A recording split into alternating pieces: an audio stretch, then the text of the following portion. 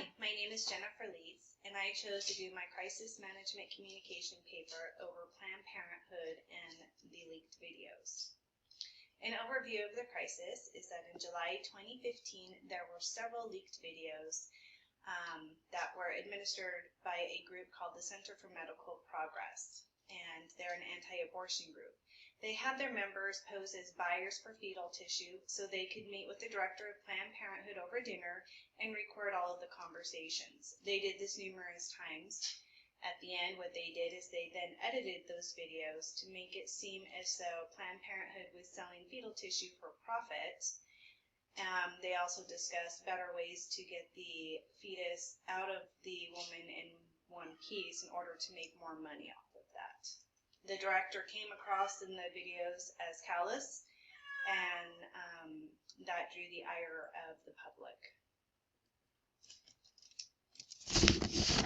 In the handling of the crisis, what Planned Parenthood did is that they immediately hired a crisis public relations firm called SDKD Knickerbocker to handle this. Within 12 hours, they issued a statement that they didn't sell fetal tissue for profit, and that tissue can only be donated by the mothers with their consent. They did charge a small nominal fee, and that was only for transportation of the fetal tissue to the destination of where it was going, and industry standards said that was in the norm. The firm also sent letters to producers and journalists letting them know that the videos were coming, letting them know that they were fake, they were unedited, or they were edited, and they also could have leaked patient information, so they asked that they not air them. They also called on supporters who rallied behind Planned Parenthood. The supporters included women's rights groups, labor, religious, civil, and human rights groups, and they also had ladies speak from personal experience who had decided to have an abortion and donate their fetal tissue in hopes that they did something good in a bad situation. They also sent out letters and petitions to Congress and legislature asking for their support, since the federal government does provide funding for Planned Parenthood. In analyzing the crisis, they used 4 different theories. Simple denial, they attacked the accuser, they bolstered, and they used mortification. In simple denial, basically they just denied that they sold fetal tissue for profit.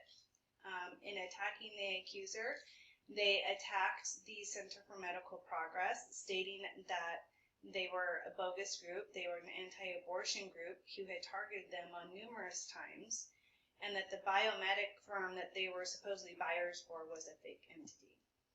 They bolstered, so they stressed the importance of the other services that they do provide to families that's affordable and that is necessary, and they also reminded everybody that only 3% of Planned Parenthood's business is in relations to abortions.